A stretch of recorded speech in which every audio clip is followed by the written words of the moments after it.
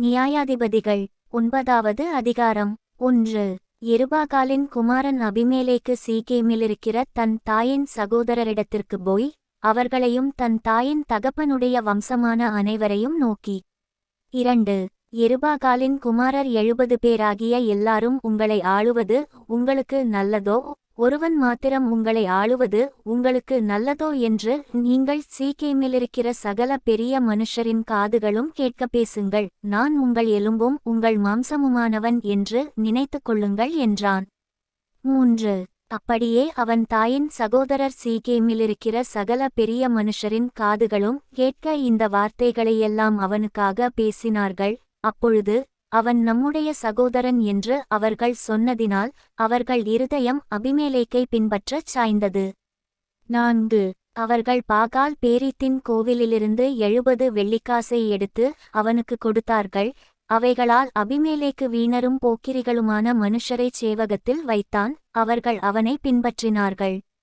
5.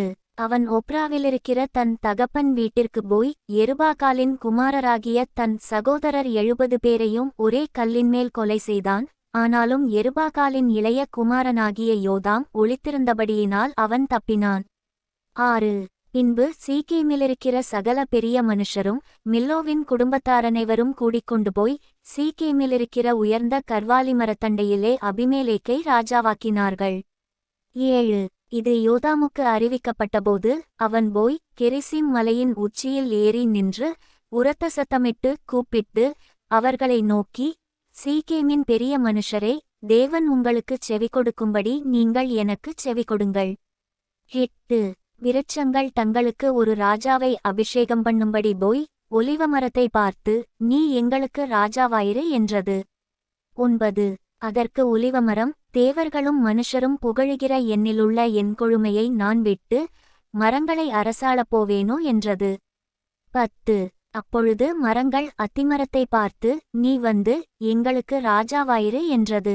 11. அதற்கு அத்திமரம், நான் என் மதுரத்தையும் என் நற்கனியையும் விட்டு மரங்களை அரசாளப் போவேனோ என்றது. 12. அப்பொழுது மரங்கள் திராட்சைச் செடியை பார்த்து, நீ வந்து எங்களுக்கு ராஜாவாயிரு என்றது. 13. அதற்கு திராட்சைச் செடி, தேவர்களையும் மனுஷரையும் மகிழ பண்ணும் என் ரசத்தை நான் விட்டு மரங்களை அரசாளப் போவேனோ என்றது. 14. அப்பொழுது மரங்களெல்லாம் முட்செடியை பார்த்து, நீ வந்து எங்களுக்கு ராஜாவாயிரு என்றது. 15. அதற்கு முட்செடியானது மரங்களை பார்த்து, நீங்கள் என்னை உங்களுக்கு ராஜாவாக அபிஷேகம் பண்ணுகிறது மெய்யானால் என் நிழலிலே வந்தடையுங்கள், இல்லாவிட்டால் முட்செடியிலிருந்து அக்கினி புறப்பட்டு லீபனோனின் கேதுரு மரங்களை பட்சிக்கக் கடவது என்றது. 16. என் தகப்பன் உங்களுக்காக யுத்தம் பண்ணி தன் ஜீவனை எண்ணாமற் போய் உங்களை மீதியானியரின் கையினின்று இரட்சித்தார். 17. நீங்களோ இன்று என் தகப்பனுடைய குடும்பத்துக்கு விரோதமாய் எழும்பி அவருடைய குமாரரான 70 பேரையும் ஒரே கல்லின்மேல் கொலை செய்து அவருடைய வேலைக்காரியின் மகனாகிய அபிமெலேக்கு உங்கள் சகோதரனானபடியினால் அவனைச் சீகேம் பட்டணத்தாருக்கு ராஜாவாக்கினீர்கள். 18. இப்போதும் நீங்கள் அவனை ராஜாவாக்கின செய்கை உண்மையும் உத்தமமுமான செய்கையாயிருக்குமானால். 19. நீங்கள் யெருபாகாலையும் அவர் குடும்பத்தாரையும் நன்மையாக நடத்தி அவர் கைகளின் செய்கைக்குத்தக்கதை அவருக்குச் செய்து இப்படி இந்நாளில் அவரையும் அவர் குடும்பத்தாரையும் நடத்தினது உண்மையும் உத்தமுமாயிருக்குமானால் அபிமெலேக்கின்மேல் நீங்களும் சந்தோஷமாயிருங்கள், உங்கள்மேல் அவனும் சந்தோஷமாயிருக்கட்டும். 20. இல்லாவிட்டால் அபிமெலேக்கிலிருந்து அக்கினி புறப்பட்டு சீகேம் பட்டணத்தாரையும் மில்லோவின் குடும்பத்தாரையும் பட்சிக்கவும், சீகேம் பட்டணத்தாரிலும் மில்லோவின் குடும்பத்தாரிலுமிருந்து அக்கினி புறப்பட்டு அபிமெலேக்கை பட்சிக்கவும் கடவது என்று யோதாம் சொல்லி. 21. தன் சகோதரனாகிய அபிமெலேக்குக்கு பயந்து தப்பியோடி பேயேருக்குப் போய் அங்கே குடியிருந்தான். 22. அபிமெலேக்கு இஸ்ரவேலை 3 வருஷம் அரசாண்ட பின்பு. 23.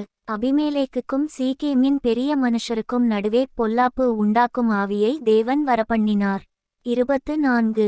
யெருபாகாலின் 70 குமாரருக்குச் செய்யப்பட்ட கொடுமை வந்து பலித்து அவர்களுடைய இரத்தப்பழி அவர்களை கொன்ற அவர்களுடைய சகோதரனாகிய அபிமெலேக்கின் மேலும் தன் சகோதரரை கொல்ல அவன் கைகளை திடப்படுத்தின சீகேம் மனுஷர் மேலும் சுமரும்படியாக சீகேமின் பெரிய மனுஷர் அபிமேலேக்குக்கு இரண்டகம் பண்ணினார்கள். 25 சீகேமின் மனுஷர் மலைகளின் உச்சியில் அவனுக்கு பதிவிருக்கிறவர்களை வைத்தார்கள். அவர்கள் தங்கள் அருகே வழிநடந்து போகிற யாவரையும் கொள்ளையிட்டார்கள். அது அபிமேலேக்குக்கு அறிவிக்கப்பட்டது. 26 ஏபேதின் குமாரனாகிய காகால் தன் சகோதரரோடே சீகேமுக்குள் போனான். சீகேமின் பெரிய மனுஷர் அவனை நம்பி. 27 வெளியே புறப்பட்டு தங்கள் திராட்சத் தோட்டங்களின் பழங்களை அறுத்து ஆலையாட்டி ஆடிப்பாடி தங்கள் தேவனின் வீட்டிற்குள் போய் புசித்து குடித்து அபிமேலேக்கை சபித்தார்கள். 28 அப்பொழுது ஏபேதின் குமாரனாகிய காகால், அபிமேலேக்கு யார்? சீகேம் யார்? நாம் அவனைச் சேவிக்க வேண்டியதென்ன? அவன் எருபாகாலின் மகன் அல்லவா? சேபூல் அவனுடைய காரியக்காரன் அல்லவா? சீகேமின் தகப்பனாகிய ஏமோரின் மனுஷரையே சேவியுங்கள், அவனை நாங்கள் சேவிப்பானேன். 29 இந்த ஜனங்கள் மாத்திரம் என் கைக்குள் இருக்கட்டும், நான் அபிமேலேக்கை துரத்திவிடுவேன் என்றான். உன் சேனையை பெருக பண்ணி புறப்பட்டு வா என்று அவன் அபிமேலேக்குக்குச் சொல்லியனுப்பினான். 30 பட்டணத்தின் அதிகாரியாகிய சேபூல் ஏபேதின் குமாரனாகிய காகாலின் வார்த்தைகளை கேட்டபோது கோபமுண்டு. 31 இரகசியமாய் அபிமேலேக்கினிடத்துக்கு ஆட்களை அனுப்பி, இதோ ஏபேதின் குமாரனாகிய காகாலும் அவனுடைய சகோதரரும் சீகேமுக்கு வந்திருக்கிறார்கள், பட்டணத்தை உமக்கு விரோதமாக எழுப்புகிறார்கள். 32 ஆகையால் நீர் உம்மோடிருக்கும் ஜனங்களோடே கூட இரவில் எழுந்து வந்து வெளியிலே பதிவிருந்து. 33 காலமே சூரியன் உதிக்கையில் எழும்பி பட்டணத்தின் மேல் விழுந்து அவனும் அவனோடிருக்கிற ஜனங்களும் உமக்கு எதிரே புறப்படும்போது உம்முடைய கைக்கு நேரிடுகிறபடி அவனுக்குச் செய்யும் என்று சொல்லியனுப்பினான். 34 அப்படியே அபிமேலேக்கும் அவனோடிருந்த சகல ஜனங்களும் இரவில் எழுந்து போய் சீகேமுக்கு விரோதமாக 4 படையாக பதிவிருந்தார்கள். 35 ஏபேதின் குமாரன் காகால் புறப்பட்டு பட்டணத்தின் ஒலிமுகவாசலில் நின்றான். அப்பொழுது பதிவிருந்த அபிமேலேக்கு தன்னோடிருக்கிற ஜனங்களோடே கூட எழும்பி வந்தான்.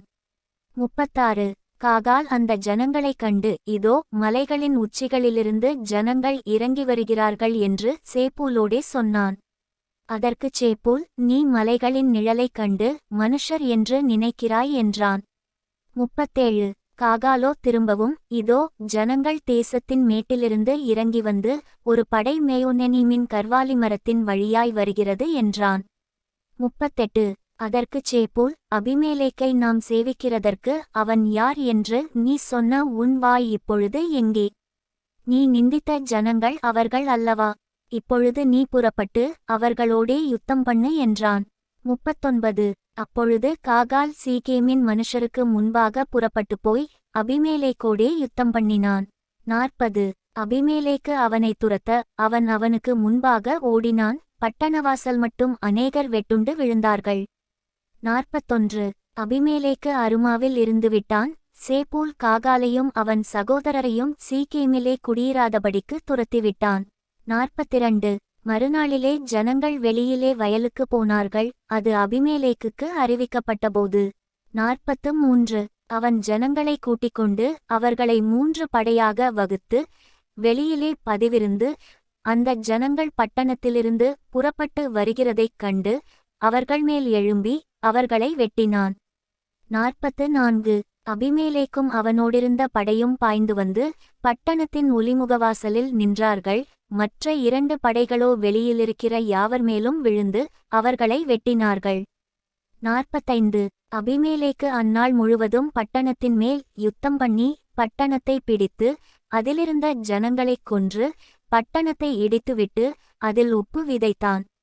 46 அதைச் சீகேம் துருக்கத்து மனுஷர் எல்லாரும் கேள்விப்பட்டபோது அவர்கள் பேரி தேவனுடைய கோவில் அரணுக்குள் பிரவேசித்தார்கள். 47 சீகேம் துருக்கத்து மனுஷர் எல்லாரும் அங்கே கூடியிருக்கிறது அபிமேலேக்குக்கு அறிவிக்கப்பட்டபோது. 48 அபிமேலேக்கு தன்னோடிருந்த எல்லா ஜனங்களோடுங்கூட சல்மோன் மலையில் ஏறி தன் கையிலே கோடரியை பிடித்து ஒரு மரத்தின் கொம்பை வெட்டி அதை எடுத்து தன் தோளின் மேல் போட்டுக்கொண்டு தன்னோடிருந்த ஜனங்களை நோக்கி, நான் என்ன செய்கிறேன் என்று பார்க்கிறீர்களே, நீங்களும் தீவிரமாய் என்னைப் போல செய்யுங்கள் என்றான். 49 அப்படியே சகல ஜனங்களும் அவரவர் ஒவ்வொரு கொம்பை வெட்டி அபிமெலேக்குக்கு பின் சென்று அவைகளை அந்த அரணுக்கு அருகே போட்டு அக்கினி கொளுத்தி அந்த அரணைச் சுட்டுப்போட்டார்கள். அதனால் புருஷரும் ஸ்திரீகளும் ஏறக்குறைய 1000 பேராகிய சீகேம் துருக்கத்து மனுஷர் எல்லாரும் செத்தார்கள். 50. பின்பு அபிமெலேக்கு தேபேசுக்குப் போய் அதற்கு விரோதமாய் பாளையமிறங்கி அதை பிடித்தான். 51. அந்த பட்டணத்தின் நடுவே பலத்த துருக்கம் இருந்தது. அங்கே சகல புருஷரும் ஸ்திரீகளும் பட்டணத்து மனுஷர் அனைவரும் ஓடிப்புகுந்து கதவை பூட்டிக்கொண்டு துருக்கத்தின்மேல் ஏறினார்கள். 52. அபிமெலேக்கு அந்த துருக்கம் மட்டும் வந்து அதின்மேல் யுத்தம் பண்ணி துருக்கத்தின் கதவைச் சுட்டெரித்து போடும்படிக்கு அதின் கிட்டச் சேர்ந்தான். 53. அப்பொழுது ஒரு ஸ்திரீ ஒரு ஏந்திரக்கல்லின் துண்டை அபிமெலேக்குடைய தலையின்மேல் போட்டாள். அது அவன் மண்டையை உடைத்தது. 54. உடனே அவன் தன் ஆயுததாரியாகிய வேலைக்காரனை கூப்பிட்டு, ஒரு ஸ்திரீ என்னைக் கொன்றாள் என்று என்னைக் குறித்துச் சொல்லாதபடிக்கு நீ உன் பட்டயத்தை உருவி என்னைக் கொன்று போடு என்று அவனோடே சொன்னான். அப்படியே அவன் வேலைக்காரன் அவனை உருவக் குத்தினான். அவன் செத்துப்போனான். 55. அபிமெலேக்கு செத்துப்போனதை இஸ்ரவேல் மனுஷர் கண்டபோது அவர்கள் தங்கள் தங்கள் இடங்களுக்கு போய் விட்டார்கள். 56. இப்படியே அபிமெலேக்கு தன்னுடைய 70 சகோதரரை கொலை செய்ததினால் தன் தகப்பனுக்குச் செய்த பொல்லாப்பை தேவன் அவன்மேல் திரும்பும்படி செய்தார். 57. சீகேம் மனுஷர் செய்த எல்லா பொல்லாப்பையும் தேவன் அவர்கள் தலையின்மேல் திரும்பும்படி செய்தார். யெருபாகாலின் குமாரன் யோதாமின் சாபம் அவர்களுக்கு பலித்தது. நியாயாதிபதிகள் 10வது அதிகாரம். 1. அபிமெலேக்குக்கு பின்பு தோதோவின் மகனாகிய பூவாவின் குமாரன் தோலா என்னும் இசக்கார் கோத்திரத்தான் இஸ்ரவேலை இரட்சிக்க எழும்பினான். அவன் எப்பிராயீம் மலைத்தேசத்து ஊராகிய சாமீரிலே குடியிருந்தான். 2. அவன் இஸ்ரவேலை 23 வருஷம் நியாயம் விசாரித்து பின்பு மரித்து சாமீரிலே அடக்கம் பண்ணப்பட்டான். 3. அவனுக்கு பின்பு கீலேயாத்தியனான யாவீர் எழும்பி இஸ்ரவேலை 22 வருஷம் நியாயம் விசாரித்தான். 4. 30 கழுதைக்குட்டிகளின் மேல் ஏறும் 30 குமாரர் அவனுக்கு இருந்தார்கள். அவர்களுக்கு 30 ஊர்களும் இருந்தது. கீலேயா தேசத்திலிருக்கிற அவைகளுக்கு இந்நாள் வரைக்கும் யாவீரின் கிராமங்களென்கிற பேர் இருக்கிறது. 5. யாவீர் மரித்து காமோனிலே அடக்கம் பண்ணப்பட்டான். 6. இஸ்ரவேல் புத்திரர் மறுபடியும் கர்த்தரின் பார்வைக்கு பொல்லாப்பு செய்து கர்த்தரைச் சேவியாமல் அவரை வெட்டுப்போய் பாக்கால்களையும் அஸ்தரோத்தையும் சீரியாவின் தேவர்களையும் சீதோனின் தேவர்களையும் மோவாபின் தேவர்களையும் அம்மோன் புத்திரரின் தேவர்களையும் பெலிஸ்தரின் தேவர்களையும் சேவித்தார்கள். 7. அப்பொழுது கர்த்தர் இஸ்ரவேலின் மேல் கோபம் உண்டு அவர்களை பெலிஸ்தர் கையிலும் அம்மோன் புத்திரர் கையிலும் விற்றுப்போட்டார். 8. அவர்கள் அந்த வருஷம் முதற்கொண்டு 18 வருஷமாய் யோர்தானுக்கு அப்பாலே கீலேயாத்திலுள்ள எமோரியரின் தேசத்தில் இருக்கிற இஸ்ரவேல் புத்திரரையெல்லாம் நெருக்கி ஒடுக்கினார்கள். 9. அம்மோன் புத்திரர் யூதாவின் மேலும் பென்யமீன் மேலும் எப்பிராயீம் குடும்பத்தார் மேலும் யுத்தம் பண்ண யோர்தானை கடந்து வந்தார்கள். இஸ்ரவேலர் மிகவும் நெருக்கப்பட்டார்கள். 10. அப்பொழுது இஸ்ரவேல் புத்திரர் கர்த்தரை நோக்கி முறையிட்டு, உமக்கு விரோதமாக பாவஞ்செய்தோம், நாங்கள் எங்கள் தேவனை விட்டு பாகால்களைச் சேவித்தோம் என்றார்கள். 11.